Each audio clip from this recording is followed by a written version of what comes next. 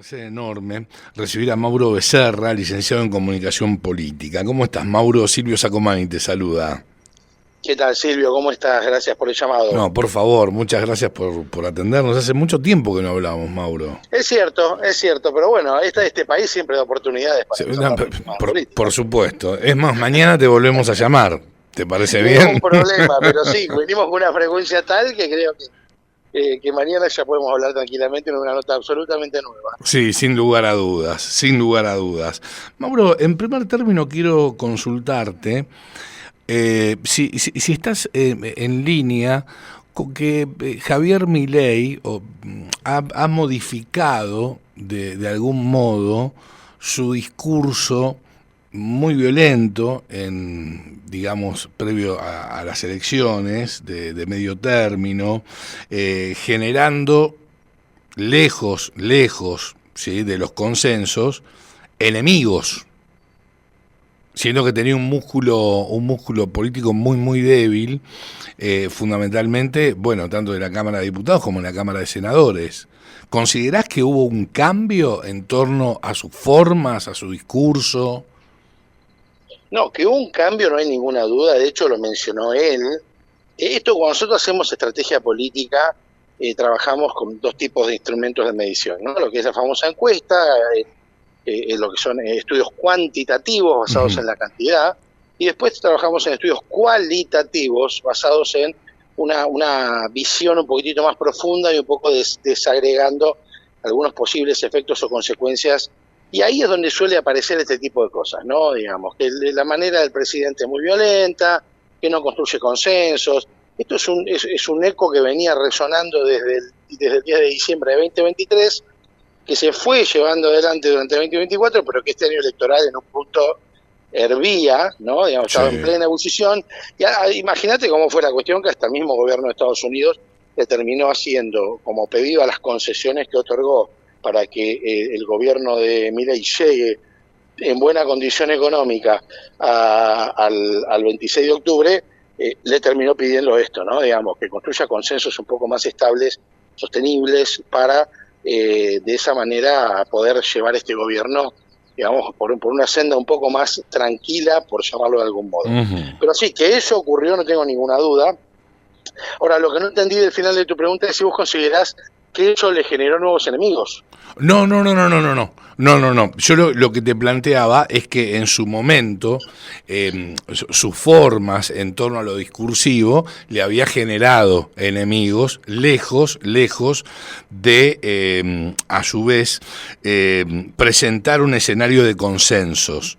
Si vos considerabas que modificó su forma, bueno, la respuesta clara es sí, de tu parte, ¿no es cierto? Sí, en realidad yo quiero hacer una salvedad ahí, que tiene que ver un poco con política pura y dura, con identidad, con propuesta, ¿no? Digamos que hay que reconocerle algo al proyecto de Javier Milei, es que en ningún momento resignó ese núcleo identitario con el que llegó al gobierno, ¿no? Digo, nunca se quiso disfrazar ni de Juntos por el Cambio, ni de justicialismo, ni de ninguna otra fuerza ya preexistente. Quería armar algo absolutamente nuevo. De hecho, llega al gobierno a través de elementos electorales o herramientas electorales distintas a su proyecto. No había un partido, La Libertad Avanza, cuando llega al gobierno Javier Milei. Lo armó una vez que ya llegó al gobierno. Eso es muy poco común.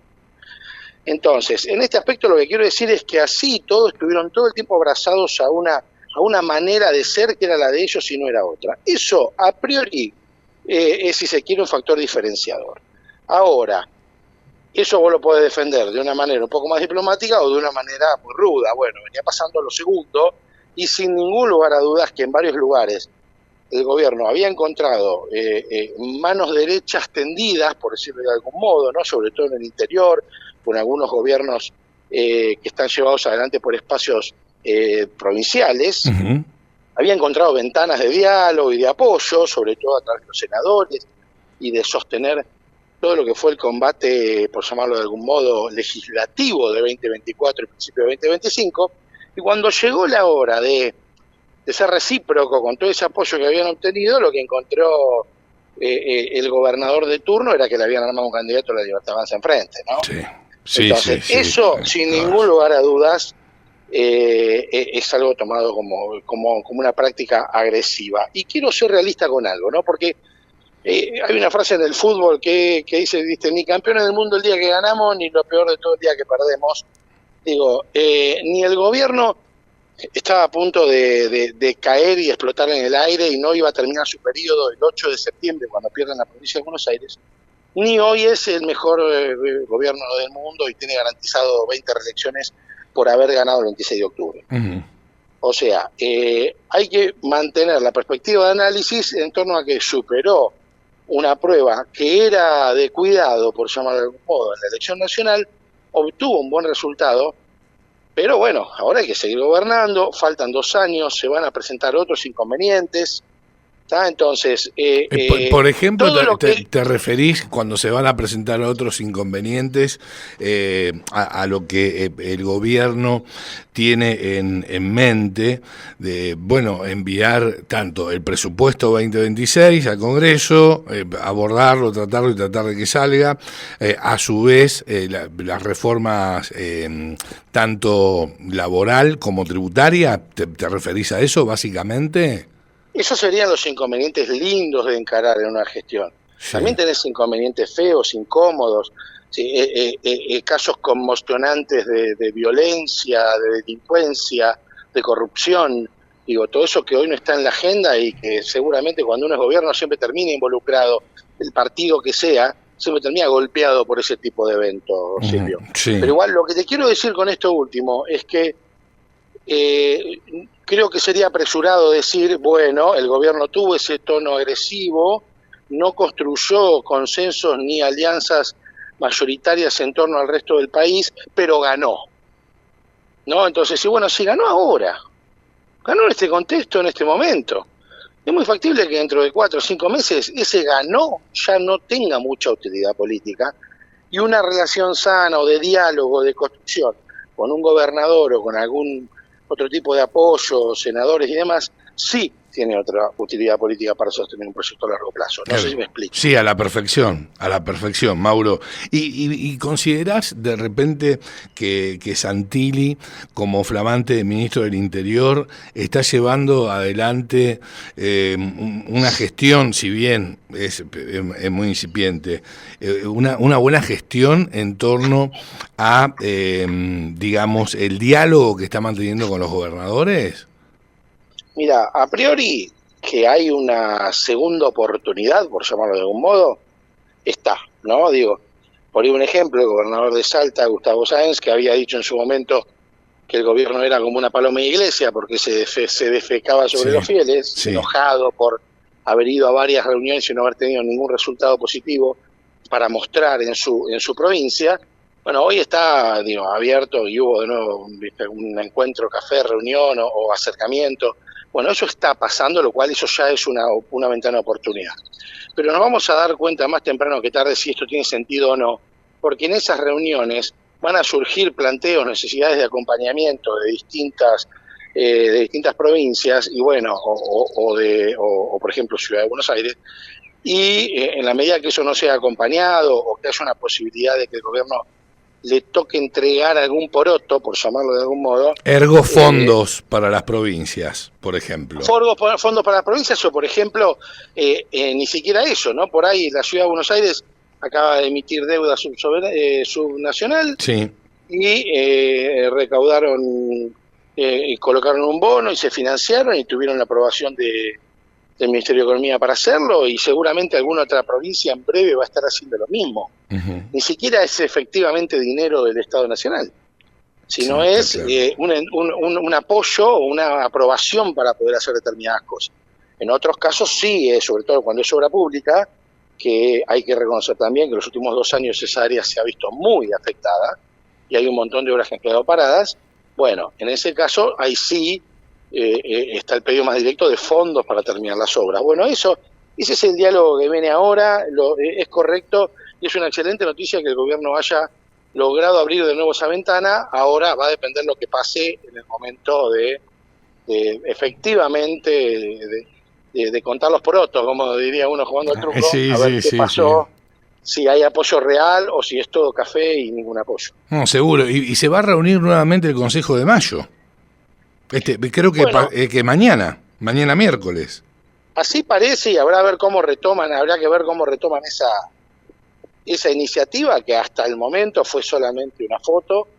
Pero bueno, me parece que tiene que ver con reverdecer algunos conceptos relacionados a la disputa que viene con el presupuesto que están peleando en este momento. Y bueno, digamos, hacerle recordar a todos que firmaron que el déficit no era una opción, no le debe estar pareciendo nada mal al gobierno nacional, lo cual me parece una movida bastante inteligente. Ahora, ¿estimás que el triángulo de hierro se ha resentido? Seguramente. Pero hace rato que viene eso resentido, Silvio. Manejar esas esferas de poder y decisiones y estructuras de semejante tamaño es inevitable que no generen codazos, por llamarlo de algún modo. Sí. Ahora, lo importante es entender, o si las dos partes de ese triángulo, que no son el presidente de la nación, comprenden que al final del día siempre hay un proyecto que tienen que salvaguardar, porque si se entregan a la más pura y dura interna, bueno, es muy factible que termine todo muy mal. Claro, quien sale fortalecida, sin lugar a dudas, es Karina Milei en este caso. Lo que pasa es que ahí hay en algún momento habían mencionado, ¿no? Digo, será un triángulo, pero tiene los tres ángulos distintos, ¿no? Digo, el ángulo de Karina con Milei es mucho más chiquito y mucho más cerrado con respecto al resto, porque es la hermana. Sí, totalmente. La persona que fue sostén de todo su proyecto, de toda de la vida del presidente. Entonces, no hay, por más que lo queramos poner en términos políticos, no hay manera de separar esa relación. No, seguro. Lo cual, bueno, también es cierto que Santiago Caputo ha construido un nivel de influencia muy destacable y que a día de hoy sigue manejando áreas muy sensibles y de mucho poder en la gestión nacional.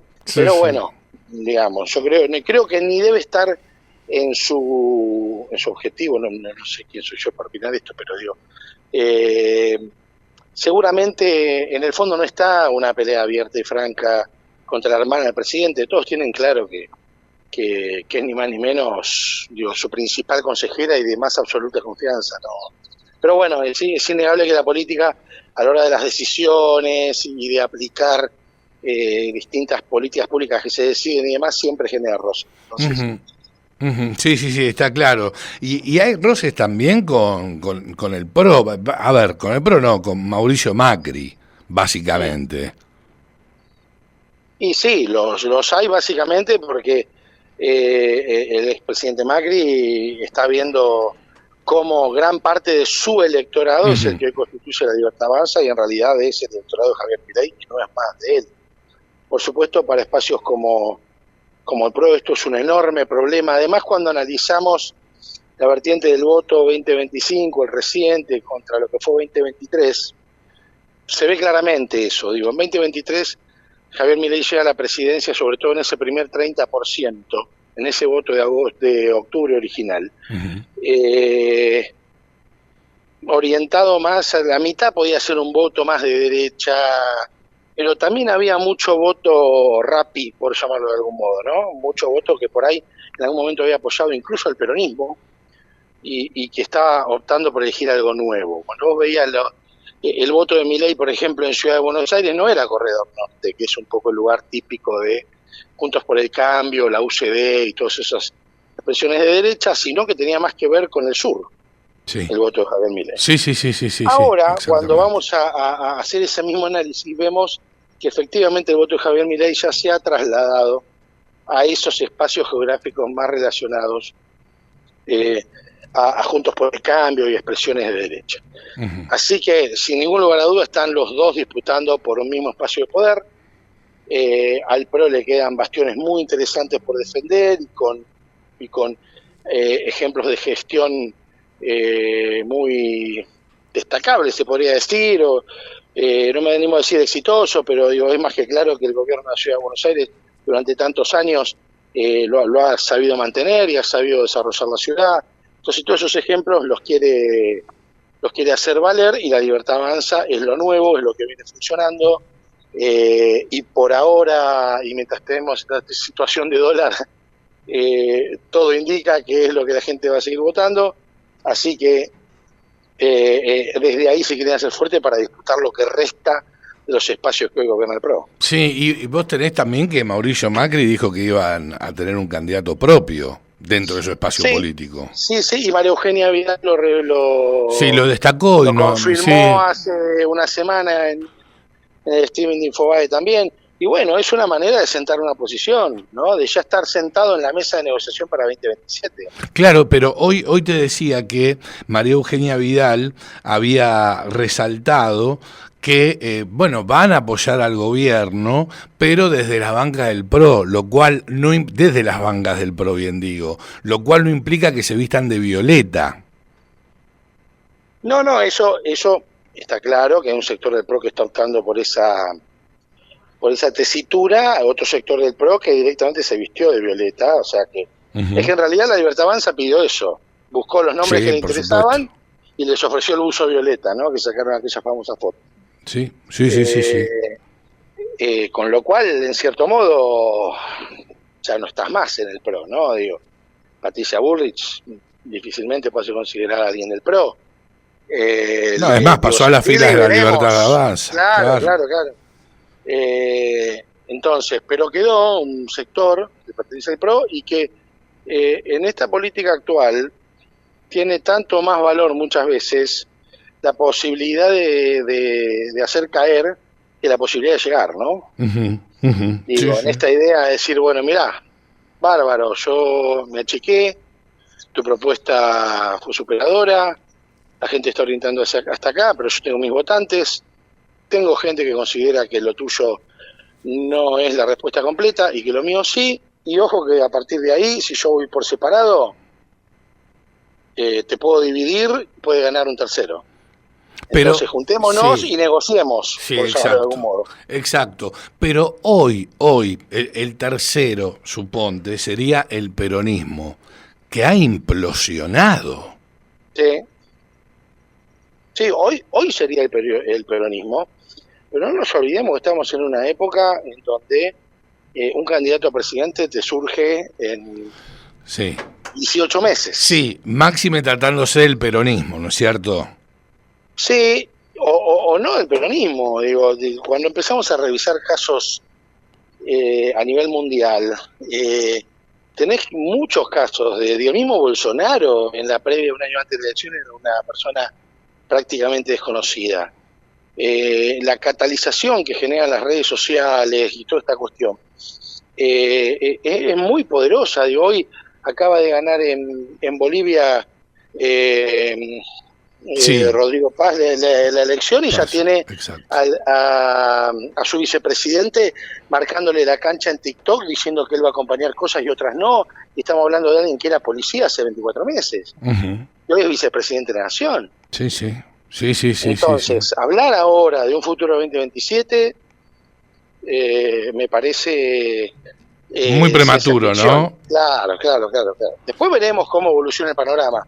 Si encontramos un panorama en donde no hay sobresaltos y llegan los nombres que todos conocemos hoy, y seguramente el gobierno, si no tiene grandes desajustes económicos, va a poder apostar a una reelección tranquilamente.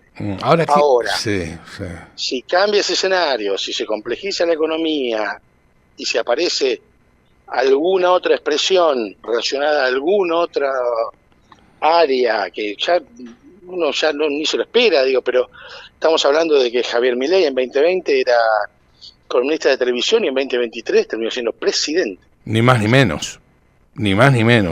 Ahora, qué interesante lo que planteas, y estoy totalmente de acuerdo con vos, que hablar ahora de un 2027 es extremadamente prematuro. Extremadamente totalmente prematuro. No recordemos no olvidemos una cuestión, Silvio, que terminó el gobierno con no sin mucho estrés y desafío, pero que pudo resolver, pero que bueno, no es eterna esa cuestión, que es el dólar. Estamos en un momento en el cual, digo, muchas veces las elecciones no se resuelven exclusivamente en lo económico, hay como medio dos bibliotecas disputando eso. Yo soy de los que creen que es un embudo causal el que dirige al voto, ¿no? Citando a Mario Riorda, pero también tiene mucho que ver cómo esas causas vayan entrando, ¿no? De una manera en el embudo. Si entra algo muy grande, tapona todo y no hay posibilidad de que entre otra cosa. Bueno, en este caso, si el dólar se pierde los niveles de control que más o menos el gobierno espera tener, seguramente eso va a ser indicador de fuera de juego para el gobierno nacional, porque está muy puesto encima del proyecto de Javier Milei la relación con el dólar, ¿no? Y con el precio y todo lo demás. Y no es una situación simple. No, para nada simple. No, para Tenemos nada. Argentina con inconvenientes para recaudar reservas.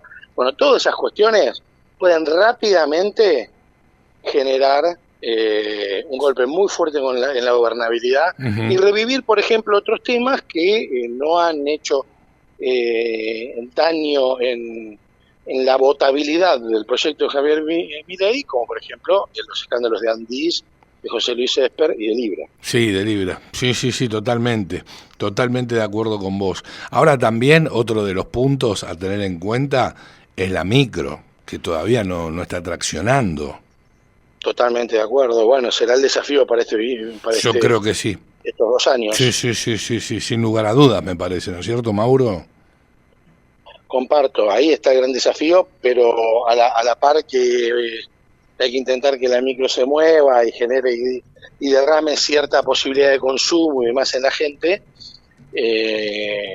también hay que cuidar no tener inconvenientes con el dólar, ¿no? Entonces, con una situación macro tan compleja, pensar en la micro es prácticamente una cosa de magos, por decirlo de algún modo.